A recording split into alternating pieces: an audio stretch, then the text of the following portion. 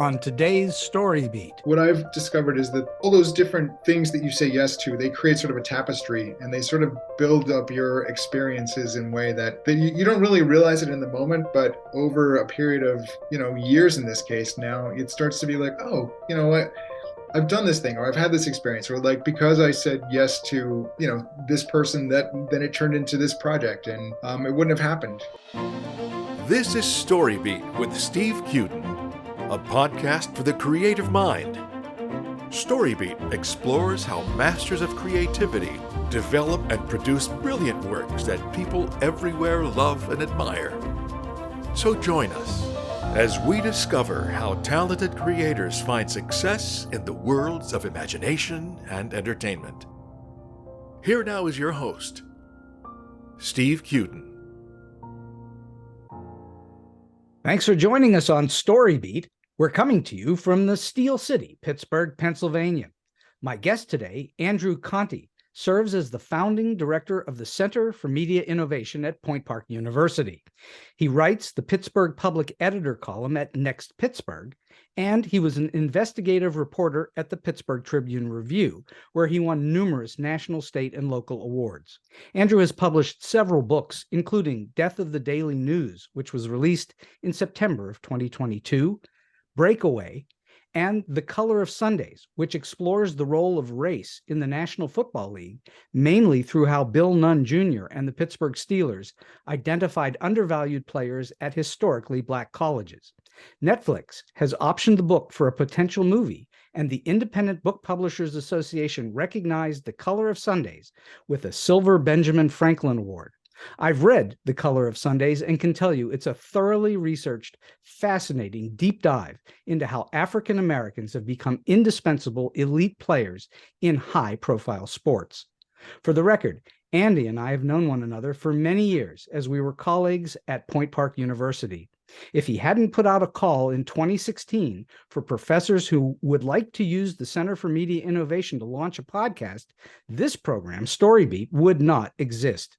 So for all those reasons and many more, it's my distinct privilege and a real joy for me to welcome the author, journalist, and my friend, Andy Conte, to StoryBeat today. Andy, welcome to the show. Thanks for having me on. I'm so glad we're part of your origin story. You are you're the origin story. I would not have this at all if it weren't for you, that's for sure.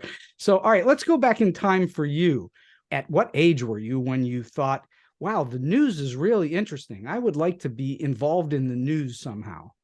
Yeah, it was early on. It's kind of a weird story. I had seen a piece in Sports Illustrated. I loved Sports Illustrated when I was growing up. You read about these sports or athletes that I didn't know anything about or care about, but the stories were so good, I would get caught up in them.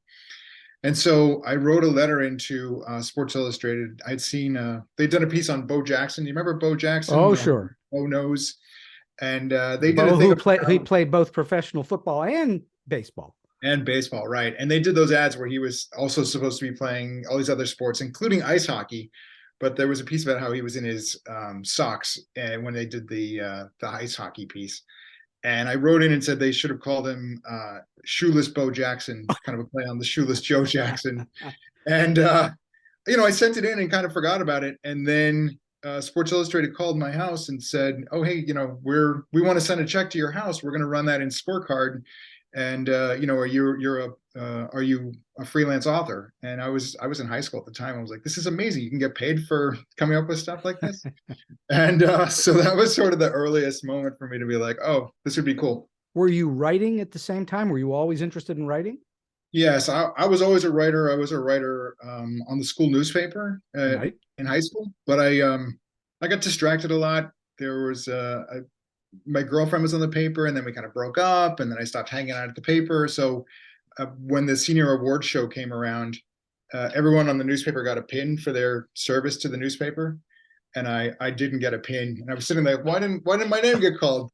And then it was funny, so I grew up in Greensburg, Pennsylvania, outside of Pittsburgh, and moved back to the city. And then like 30 years later, I got a phone call one day. Is this Andy Conte, the same Andy Conte that went to Greensburg Salem High School? Yes.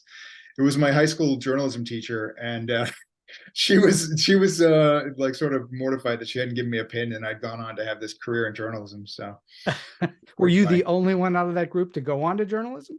I think so. Yeah. Yeah. So the pin was apparently a motivator, or a lack of pin was a motivator. It was, yeah. If she'd given me a pin, I probably would have gone into something making a lot more money. And You'd be a dentist. yeah, exactly.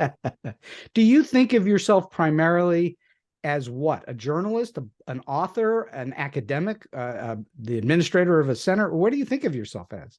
Yeah, it's been a hard thing. So for many years, I just was a journalist, and I left the newspaper 7 years ago, and I've sort of been like, well, what do I call myself? And most recently, especially with the new book coming out, I've sort of settled on media researcher for right now. That sounds less like a journalist than anything. It sounds like somebody that's sitting in a library all day reading articles. It's so funny. I just went to a conference at the University of North Carolina, and it was all these media researchers, and we spent like 2 or 3 days talking about journalism, and there were almost no journalists in the room. Like, why don't we have journalists here? We should have them here. But and where did you get your training as a writer and journalist? so I went to Dickinson College for undergrad. That's in the middle of Pennsylvania. Right. And I worked for the writing center while I was going through there. And before you could work for the writing center, you had to take a course on all of the mechanical pieces of writing. And there's so many things that I go back to, and the things that I learned in that course were really important. And then I went to grad school at Columbia and learned journalism and journalistic reporting and writing there. For you, I'm curious. I asked this question of lots of guests. When you're thinking about writing a story or a book, whatever it is you're thinking about doing, what for you makes a good story good or newsworthy? Yeah, I think I've thought about that a lot, particularly with the book writing, that there has to be these climactic moments that keep you going on to the next chapter, the next page.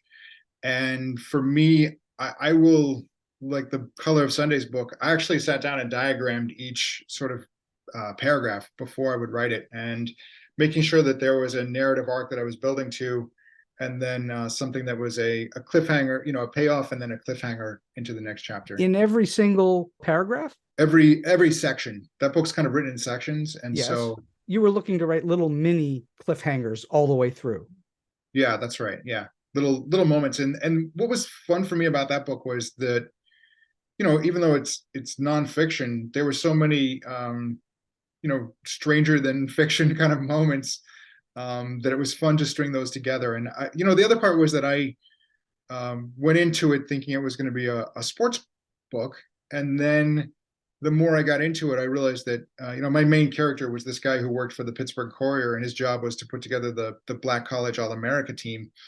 And so he would be in like Mississippi for a football game the same week that Emmett Till was murdered. And so his story about the football game would be in the back of the newspaper, but the front page would be about, some civil rights moment happening. And I was like, I can't tell his story without talking about the context of it.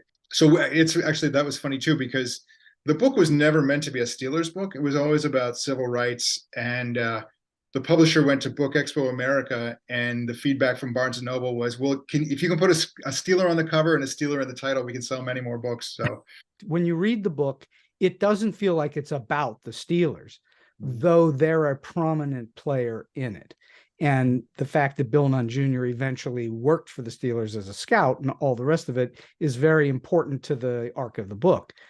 And so the book really is at its heart about racism, class culture, all of the things that we've been struggling with in our country for a very long time.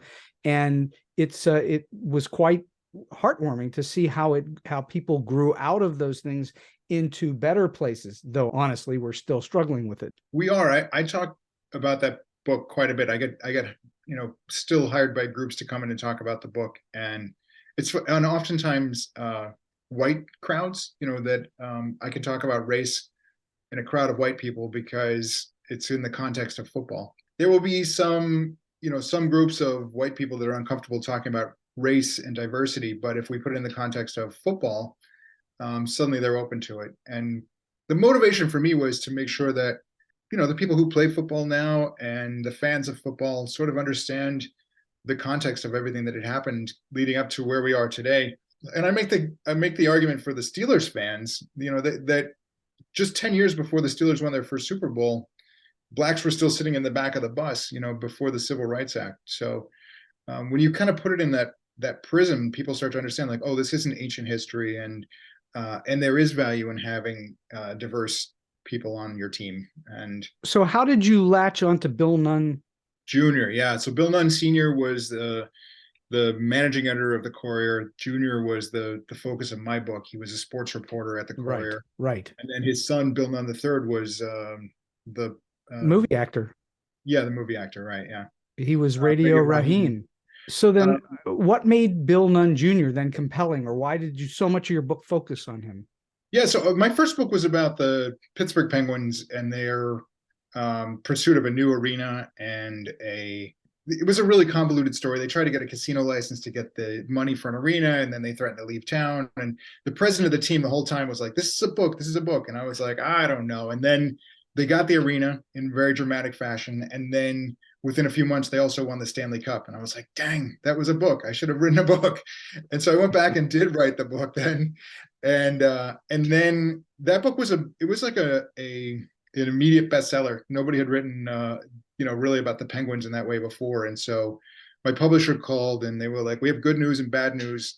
They had only printed like 3,000 copies of the book, and it sold out in like 2 or 3 weeks. And then they're like, that's the good news. The bad news is going to take us 2 or 3 more weeks to get more books on the shelves. But did that kill the momentum? It didn't. No, it lasted. The book came out in like October, and it stayed a bestseller for 3 or 4 months through the holidays. Nice. And then I was at Steelers headquarters, and another source / friend of mine was there, and he's like, you should do a book on this guy, Bill Nunn. And I was like, who's that? Never heard of him. And he started telling me the story about this guy who, had this incredible career as a journalist at a black newspaper and had traveled the country. And then he'd had all these, he really had these incredible moments himself. And I was like, God, that's amazing. And then I tried to reach out to Nunn, and he wouldn't return my phone calls. I sent him a handwritten note. He didn't reply to that. And I used my contacts to talk with Dan Rooney, the owner of the Steelers at the time, the late Dan Rooney, the ambassador. And he got in touch with, he said it was a great idea. And so he leaned on Nunn to talk to me. And then I met with Nunn at his house, and he said, you're not doing a book on me. And I said, well, the stories are going to die with you. He was at this point in his late 80s. And then he said, well, you could do it as long as you do the book about all these other people. There was it wasn't just about me, but there were all these people that helped bring about these changes in the NFL and these changes in American society. And that's where the idea for me really started fermenting, that it was not just a book about the Steelers, not just a book about this one guy, but a book about this greater movement. And so he really pushed me in that direction. And then, spoiler alert, halfway through the reporting on the book, he died. And in dramatic fashion again, because I had gotten to the point in my reporting where I needed to know his personal story. And he was still going into work every day. He went to the Steelers headquarters. He was, I think, 89 years old at that point. And I called him and I said, I need to know about, how did you meet your wife? And when did you have your children? And what was all that like? And he took like a half hour to bust my balls. And finally, in one line that he said was, everybody's born, everybody dies, and half the stuff in between we try to forget. And then the very next day, he suffered a stroke, and he died a week later on the eve of the NFL draft. Wow. Yeah. So what did that do? Did that force you to start the research elsewhere? It shut me down for a while. I didn't realize how close I had gotten with him until he was gone. And I just was like, I went into like a mourning period, and I couldn't do anything. But he lived up on the Hill District here in Pittsburgh, which is, one of the high points. And there's a water tower across the street from his house. And I would see the water tower everywhere I went in the city. And it was like a reminder to me, like, I've got to do this story. I've got to finish it. And so, I went back and looked for other resources. And the wedding piece, I figured out that all of his wedding photos had been taken by this famous Pittsburgh photographer, Teenie Harris. Teenie Harris. So all of his wedding photos were part of the Carnegie Museum of Art. And so I was able to go back and find this wedding photos. Wow. Yeah. That was convenient. It was, yeah. That was just the kind of life he had. Like, he had all these really magical moments. All right. So as a reporter, and now you're being a book author, but you're also a reporter doing this, you're a journalist doing it. What is your technique for getting people to then have a conversation with you in an interview? What is your technique in getting people? Yeah, I mean, the first is to just be nice, smile to people, even when it's a really difficult interview. We did a series of stories on hospitals and doctors that were doing liver transplants on patients who didn't need them. They weren't sick enough, but the hospitals were making so much money and prestige, they were doing them anyway. And I remember I flew out to Indianapolis and met with this doctor who was one of the doctors we were featuring in the story. And we just connected on sort of a human level. He pulled me aside after I went into surgery and watched him, and I interviewed him, and he pulled me aside, and at one moment he just said, just off the record, just like, I'm a father too. I have children, I've got a wife, and I've got a family, and I said, I understand that. I'm not going to pull any punches, but I'm not going to take any cheap shots. You'll know exactly what I'm going to report.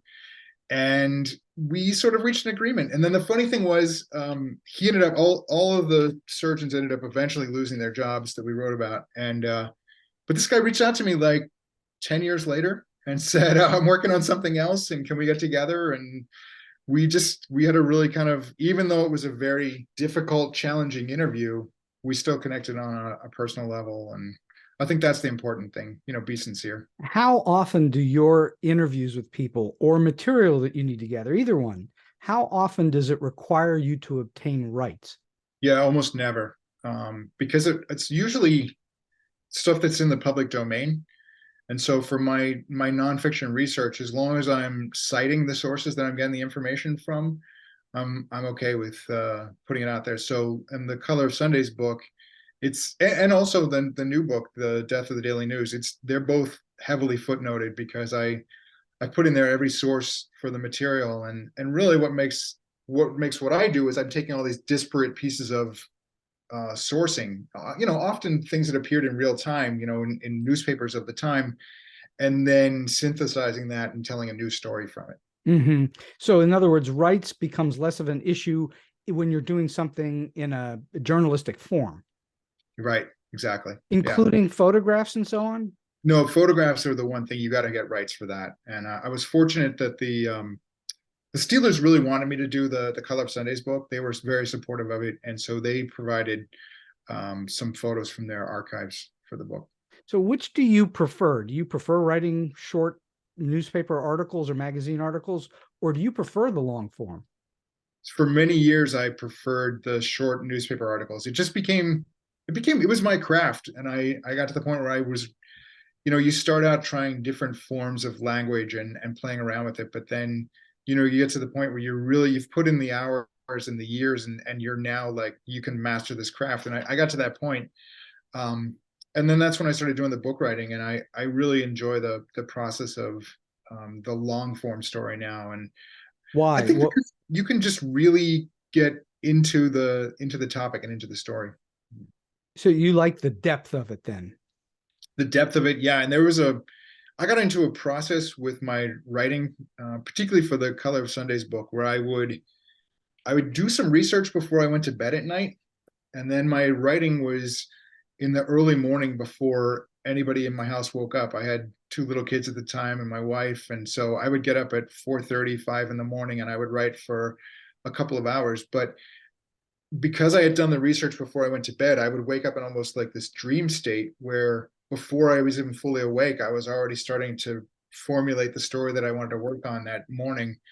And I would come in and sometimes grab a coffee and just sit down and start writing, and the words would just flow, because it was sort of like from this dream state right into the process of creating. What a great concept or technique to have anyone think about, which is that you're feeding the brain, going to sleep on it, and the next morning things are starting to flow out. Yeah, it was pretty magical. And then I would get into almost like a trance with my writing, and I would be just cranking out the words, and then I would start, I used to hate when I would hear like the first sounds of the house starting to come awake, my wife, her alarm going off, or somebody hitting their, going to the bathroom upstairs, like, oh, my time's coming to an end. And so that was always rough. It's kind of like you're a second alarm clock. Yeah. Yeah, exactly. Yeah, like a second wake up and intentional. So you already said before that when you were putting Color Sundays together in various sections, that you would map out the sections prior to sitting down and writing the sections. Did you do the same thing with newspaper articles as well? No, I pretty much with the newspaper articles, because it was such a quick turnaround, I would be typically like on a daily news story. So say something it's a story that I'm working on, and I've interviewed the mayor or somebody like that. I would start writing the story in the field. So like as soon as, if I was at a press conference and I grabbed the mayor afterward for some comment, I would immediately already start working on a lead, and it would be, I learned to go with my gut instinct, because things were so fast that you just would go with like, I think this is a cool way to start the story, and would just jump right in on it. And oftentimes what would happen, then I'd have to call an editor, and they would be like, well, what's the story? And you would have to tell them right away, within a moment, of concluding the interview, you've got to know what your story is. And so, yeah, it was much more of a process of like quickly synthesizing and turning it around. But unlike a book, you do have the backstop of somebody else in the office that's giving you immediate feedback. Yes. Yeah, that definitely helps to have somebody like that. And I miss that with the book process. Like, it would be nice to, you sort of like, you're out there on a bit of a high wire by yourself. And sometimes when you're does it go through an editorial process when you're done with the book? Yes. Yeah. The book goes to it depends on who the publisher is, but my two publishers, they've always been, it goes to an editor, and it depends on how rigorous the process is, but yeah, there's always somebody there. It's the same for whether you're writing an article or nonfiction book. You're still dealing with various media sources and what's available and how that has changed your approach over time, I assume. Yes. Yeah. Different sources. And what I've tried to do with my long form books is sort of extend out my journalistic tools and process. Of course, that makes sense.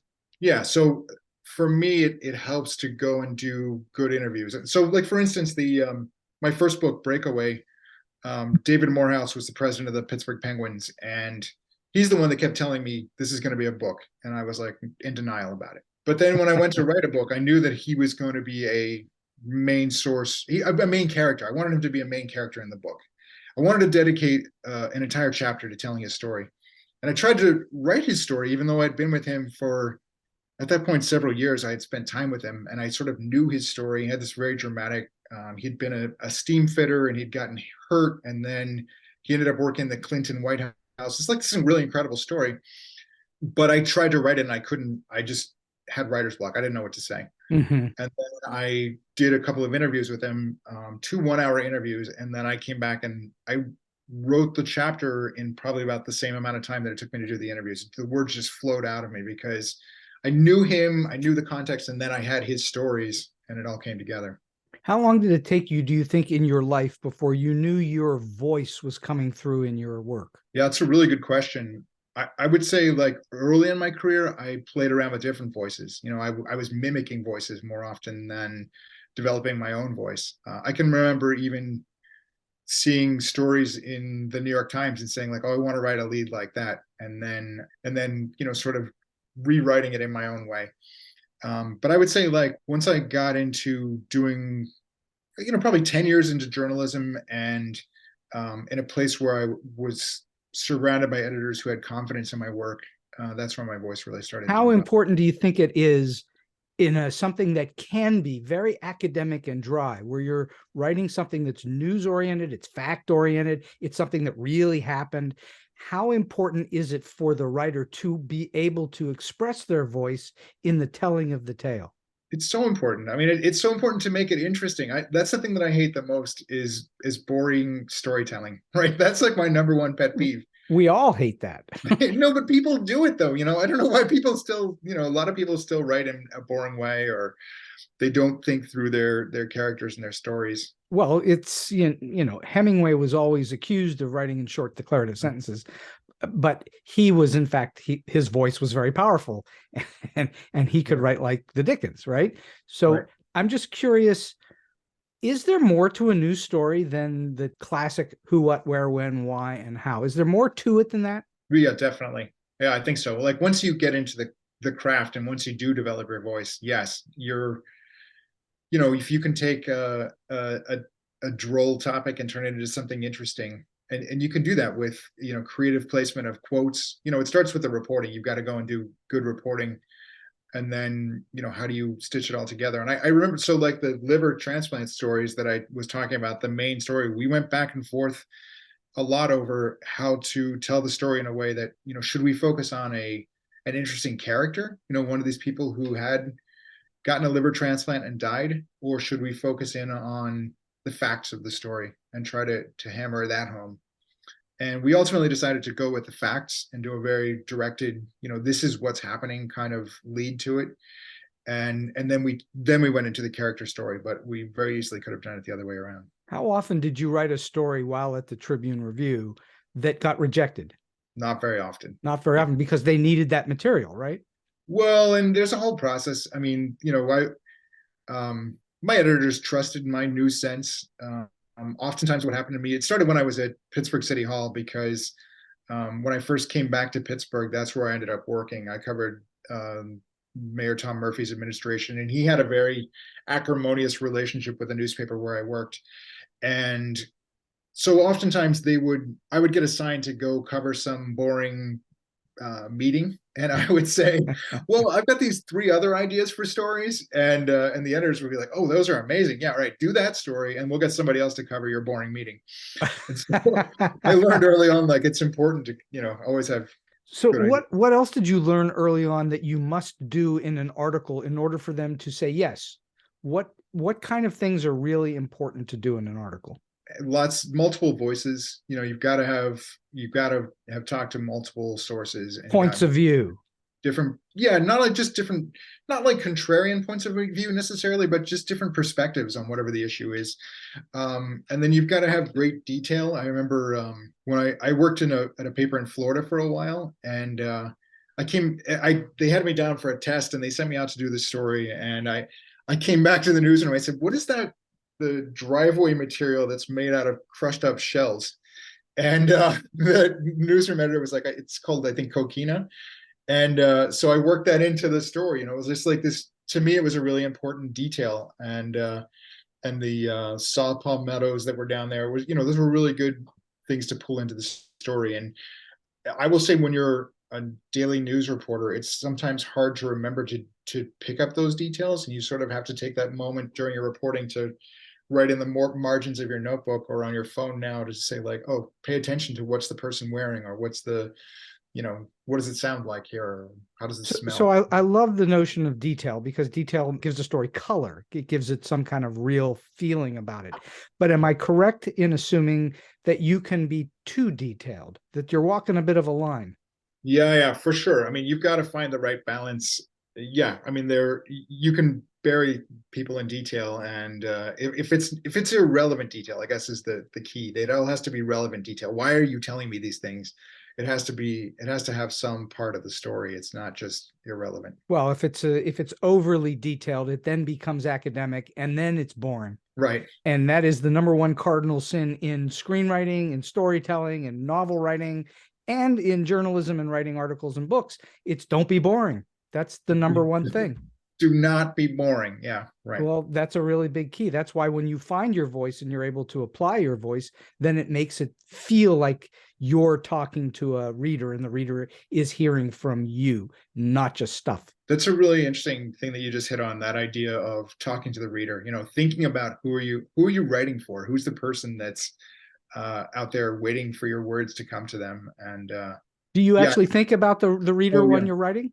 Oh yeah, for sure. Yeah, always think about who's gonna be reading this, and it's not always the same person, but you sort of build a composite in your mind of, like, who are the people that are going to be reading this, and what am I going to write that's going to be entertaining for them and keep them turning to the next paragraph or page. Yeah. So aside from starting to write or to form your article as you're out in the field, is there any other technique that you use for delivering on a tight deadline? Is there some physical technique in terms of typing? Is there something that you do that's your technique? Yeah. So the first thing is on the reporting side when you're taking notes, and I I prefer to take handwritten notes. It's just me, and I sort of developed my own shorthand for, so I could write quickly. But I would, as I'm going along, if I heard something good, I would put, like a letter Q on it. If it was really good, it would be Q with a $sign, because it was a money quote, and so that you have all those details in your notebook. Yeah, and then always looking for that. What's the interesting tension that's going to be your lead?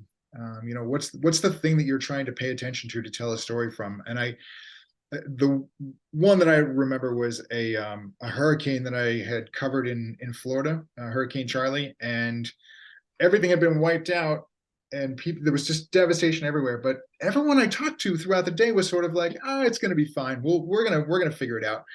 And so then as I was thinking back through, the moments that I had that day, there was this guy we met, and he was standing in his house, and his roof was gone, everything was destroyed. And we talked to him. I say it was a photographer who was with me. And he said, I think I'm just going to retire. I'm a mechanic. You should see my mechanic garage. It's in worse shape than my house. I said, what are you going to do? I think I'm just going to retire, and, I'll do something different now. And it was just like this. For me, that was the one anecdote that sort of summed up the attitude of the day. People were like, okay, we're going to figure this out. Do you write every day? I do not right now. I did up until I started doing this academic job, and now I'm more managing a center. But so that takes you a little bit away from the writing. It does. I would say, like, when I'm in a project, I write every day.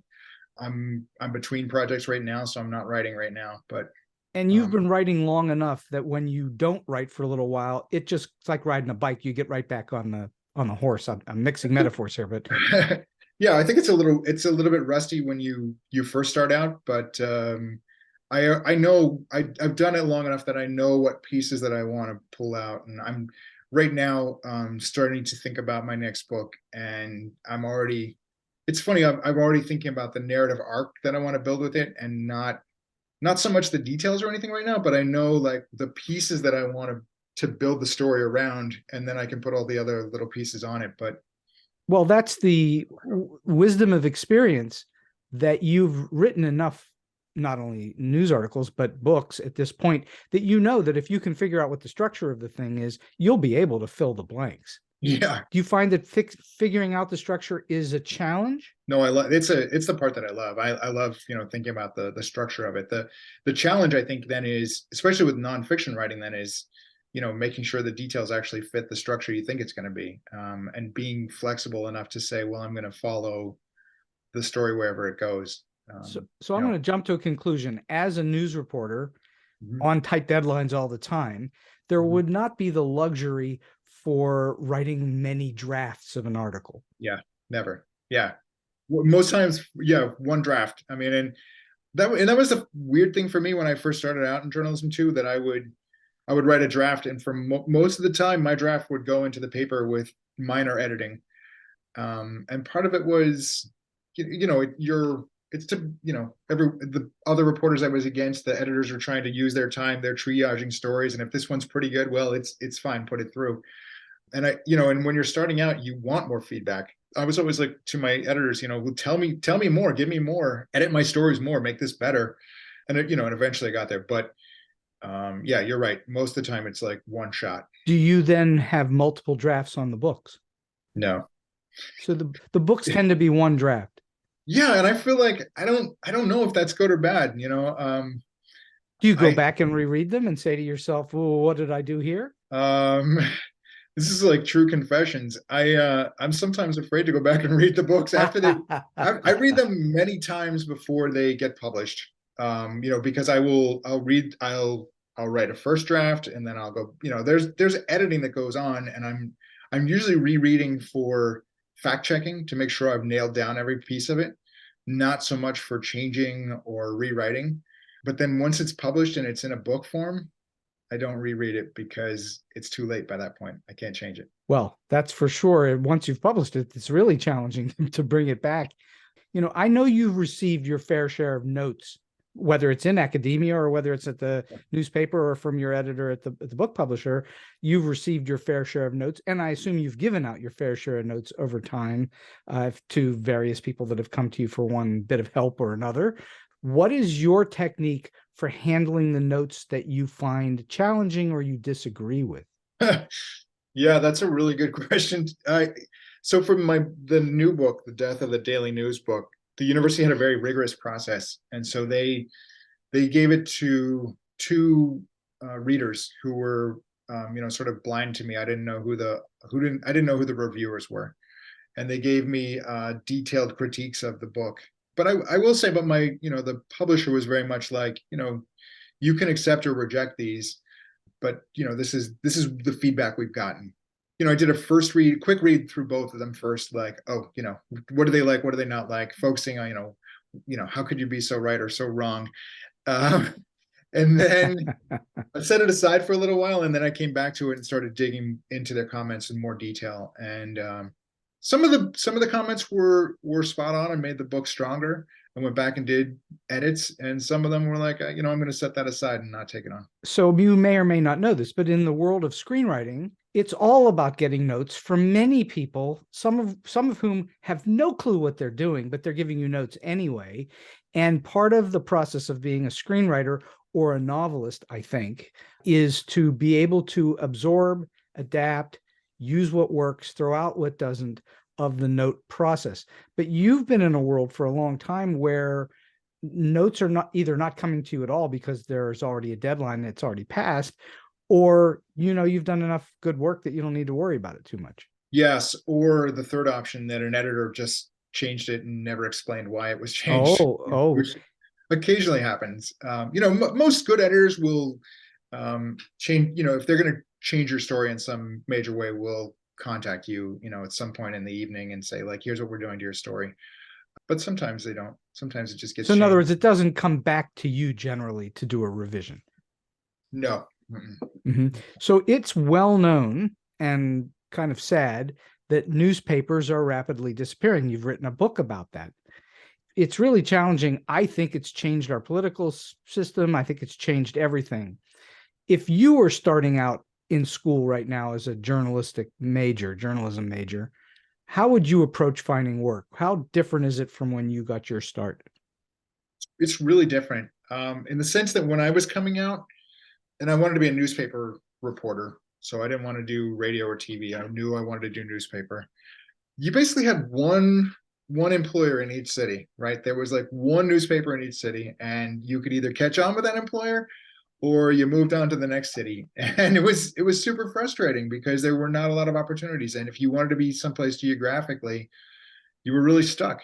You had to hope that paper would pick you up. It's completely changed now to the point where there are so many opportunities in communities. And that's one of the weird paradoxes of the disruption that's happened to journalism, is that we've reached this point where there are news outlets that want to hire qualified journalists, and they can't find enough qualified people because so many journalists have left the business and so few are coming into it. That's a big problem. And that's going to impact our future as a society, as a country, and in fact, the world, because journalism has kept many things on the straight and narrow that are now, I think, going to go even further off the rails. Yeah, yes, we're not even doing the basic stuff anymore. And like the city of Pittsburgh is a pretty big city, and yet for a time last year we only had one daily reporter at the city hall, and a person who was dedicated to going there every day. And for county government, Allegheny County it's like 1.2 million people, something like that, and there's nobody, even now, there's not really a reporter dedicated to covering county government. And so it's not only just this, like the major meetings and your county executive or your mayor that's not getting covered. It's all the other little boards and agencies and authorities and all those things that nobody's paying attention to. And that's what's informing my approach now, is I think, can we put the tools of journalism in the hands of ordinary folks and giving them some direction to do it. People are already doing storytelling in their communities. They just don't think of it as journalism or even storytelling. And so we sort of have to help them, one, identify that, hey, this has value, what you're doing. Even if it's just a tweet a day, it still has value. and then do a better job of it. So what do you think about the internet and media on the internet and social media and so on? Do you think that that's made the life of journalism much less attractive, or is it in some ways made it more attractive or more special? How do you think of it? I think it's made this time the most exciting time that, I've been using this line lately, that it's the most exciting time for communication since Gutenberg and his press, just because it's all being reinvented. And if you think about it, in the recent past, the people who controlled the news were often the white, wealthy, politically connected people in the community, and they controlled what you learned about your community, about the outside world. They controlled everything. And now anybody with a smartphone or a computer is a publisher and a broadcaster. And it doesn't mean that what you're creating is good, but we know good storytelling wins out, and good image making wins out. And so it's an interesting time. And I think the other part is we went through this period of the disruption caused a lot of pain, a lot of hurt, all these newspapers that closed, all these journalists who lost their jobs, communities that lost their traditional news outlets. But we, over the last 3 or 4 years, have started to see the tide turn. Now we're seeing new things happen, people experimenting in ways that were unimaginable before. And I keep hearing people saying, well, I started this news site just because it was like a hobby and I just wanted to do it. And then it kept growing and growing. And now people are saying I'm doing journalism. I don't really think of myself as a journalist, but people are turning to me for information.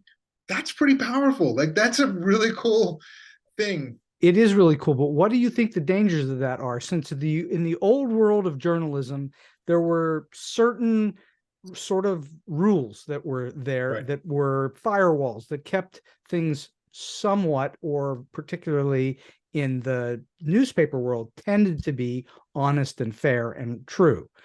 And then if there was something that was found to be not honest or fair or true, they would print a retraction or they'd write up an article about it. But today we have the Wild West. Where do you think that's heading? The biggest danger is that people, especially older people, I think, I don't know if it's true for the younger generation that's growing up with this technology, but for the older generations, they see something on the internet and they believe that it's true immediately. And then it's very hard for them to accept the fact that they were wrong about something that they read on the internet. And a lot of what you read on the internet is wrong. It's not right. And I think that's one of the biggest challenges we're facing right now. And the unfortunate thing is that people are manipulating that information to make money for themselves, to gain power for themselves. This show, StoryBeat, is an example of how things have absolutely shifted. This show is 6 years old as we're doing this recording, and you're the person that got me into thinking about doing a show like this, just by virtue of asking the professors, does anybody want to do a show? And here, this is what I said, yeah, I'll try that. And here I am, close to 250 episodes later. And it started in a formal setting, the Center for Media Innovation, in a recording studio with a formal setup. And when the disruption, as you called it, when COVID hit and everything shut down, I was forced to figure out a different way to come at it. And so then I was able to figure out, how can I make this show happen out of my own home? And so that's a disruption all by itself that's changed the way that people think about how to produce material. Absolutely. And that's what we see. So that's the joy of being at a university where you're working with young people all the time, and they come in and they, a lot of my young people can create an entire story on their phone, right? And in like a few minutes, they can put together. I remember my daughter was probably like in 4th grade, and this was 10 years ago. She came, we went to see a movie, and then she came home and recreated the movie on her phone. And then I came to the dinner table. I was like, hey, look at this video I made. I recreated the movie on my phone. It's like, wow, that's incredible. But then those young people don't often have the ability to do a good interview, or to know about their voice, or know how to. Well, that's wisdom, again, experience, training. And if we lose that training ability and people are just sort of not really knowing what to do, yes, new things are going to happen, but a lot of the old great stuff is going to go away, which would be a shame, I think. Yes. Right. Yeah, I think that is right. Yeah. But so tell us about the CMI. What is its mission? So the Center for Media Innovation is really a laboratory for the present and future of storytelling. I was concerned that local journalism was dying, that it was going away, and that I wanted to create a space where we could experiment with different strategies. I don't think there's going to be one answer to the future of local journalism. And so we're trying lots of different things, and some work really well and some are okay and some don't work at all. But Well, that's the nature of experimentation, isn't it? it is, yeah. Yeah. And it's funny. And it for me too, the other, having lived my whole life on that daily deadline schedule, it's been an adjustment to realize that, that some of these things take several iterations and it takes longer than you think, and it's going to be messier than you expect. And so what are the bigger challenges for you in managing it? The biggest challenge for me right now is determining my bandwidth. I have so many ideas. The problem is so big, and I want to do so many different things, and I want to say yes to everything, and I end up taking on way too many things. And I keep telling my staff that we're going to slow down, but then I don't slow down. I keep finding new things for us. And you and I have the same problem, Andy. You know what that problem is? What's we that? Don't know how to say no. Yeah. There's so many like interesting opportunities out there. There are. The world's full of all this stuff. And the other thing that you know as well as I do is that when stuff comes your way and it's interesting to you, the last thing you want to do is get rid of it. That's right. So you figure out how to take it on, even though you know you've got a plate that's too full, and you wind up doing that anyway. So that, to me, that's the biggest challenge of an exciting life where you're able to perceive stories to tell. That's right. Yeah, no, I think that's right. And I'm always, when things come my way, I'm always afraid that if I say no, I'm going to miss out on some amazing opportunity. Exactly. If you say no, it's going to be gone. Somebody else will have the glory of having done it.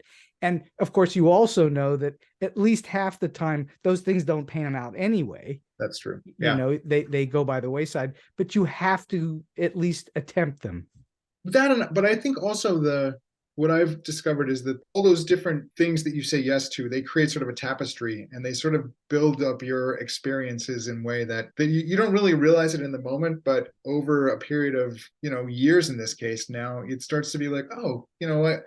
I've done this thing, or I've had this experience, or like, because I said yes to, this person, then it turned into this project, and it wouldn't have happened. You mentioned the Color of Sundays getting optioned to Netflix, and that was just a result of me talking to one person who talked to another person who talked to another person. And if I hadn't done the first conversation, the last conversation never would have happened. Oh, that's one of the more important things in the course of any career, are those linkages of one thing leading to the next.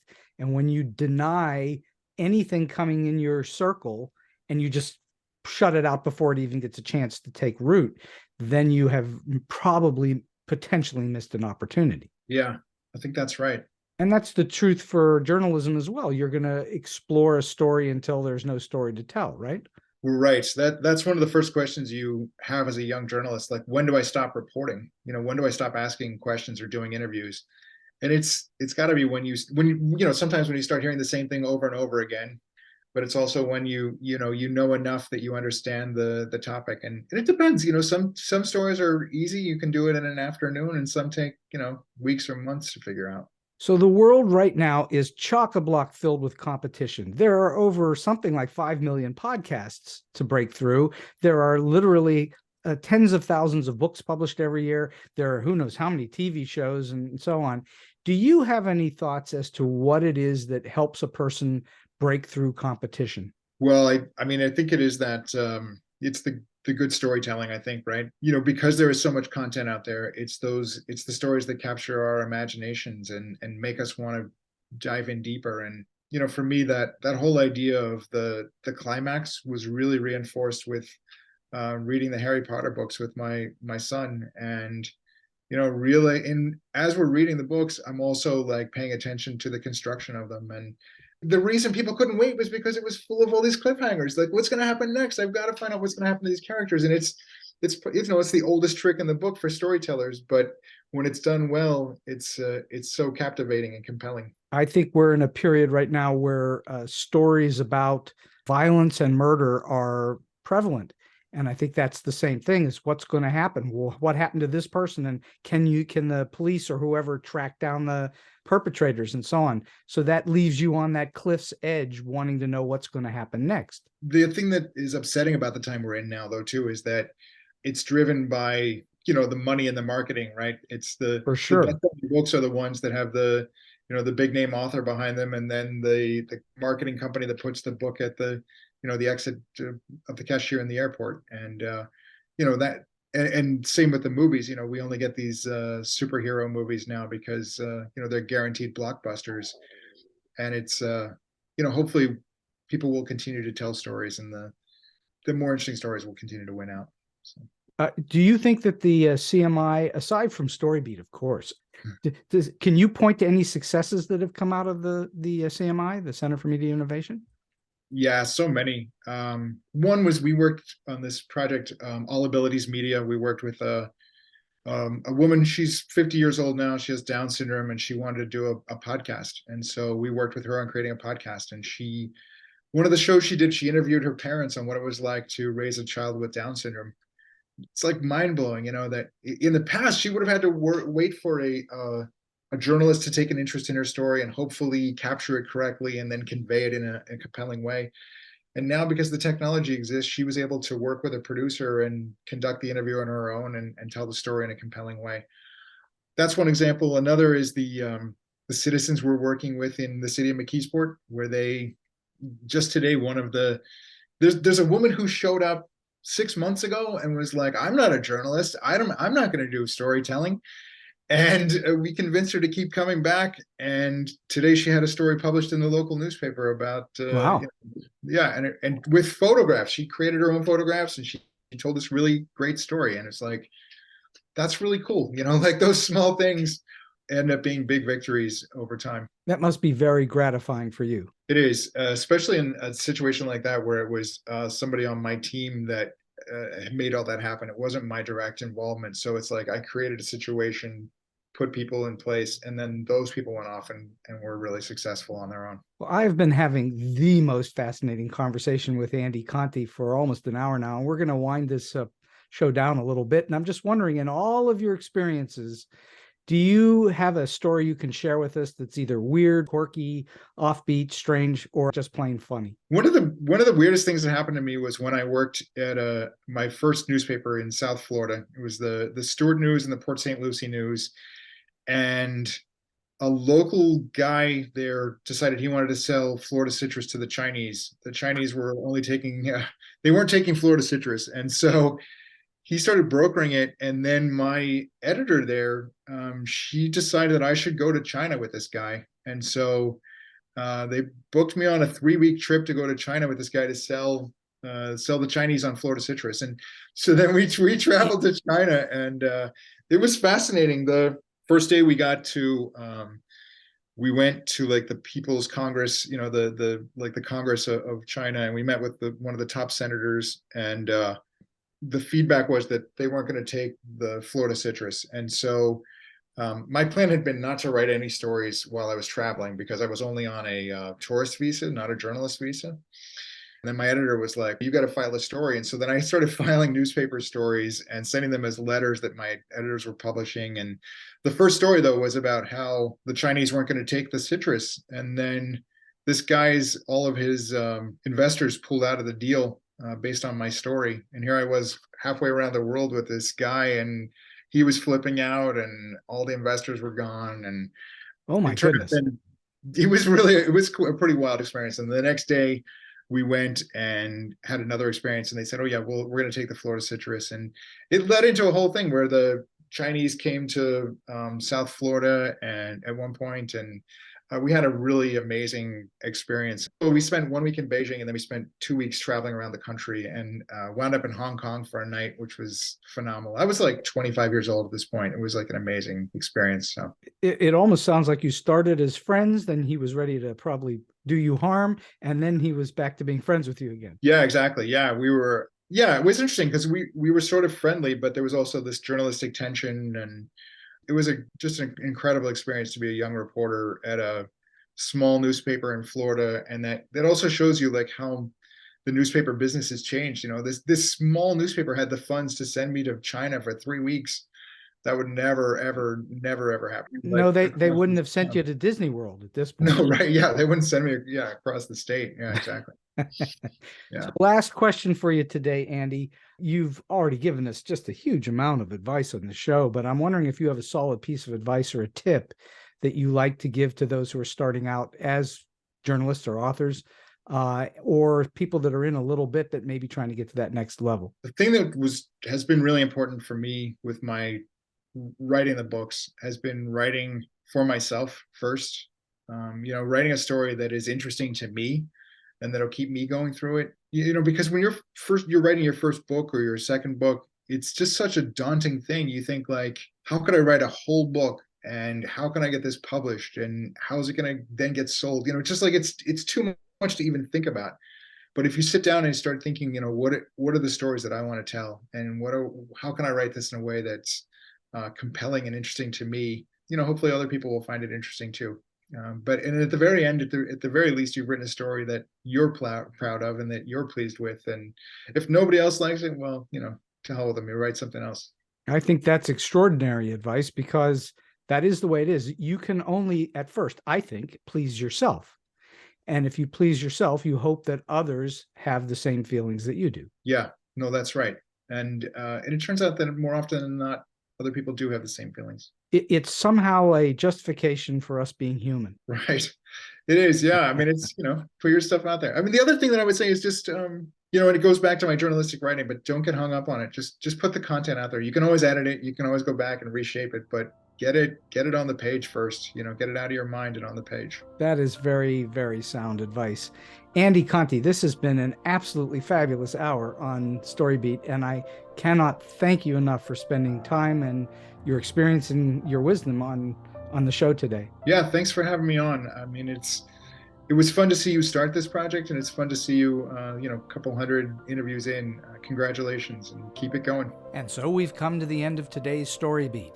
If you like this episode, won't you please take a moment to give us a comment, rating, or review on whatever app or platform you're listening to. Your support helps us bring more great StoryBeat episodes to you. StoryBeat is available on all major podcast apps and platforms, including Apple Podcasts, YouTube, Spotify, iHeartRadio, Stitcher, TuneIn, and many others. Until next time, I'm Steve Cuden, and may all your stories be unforgettable.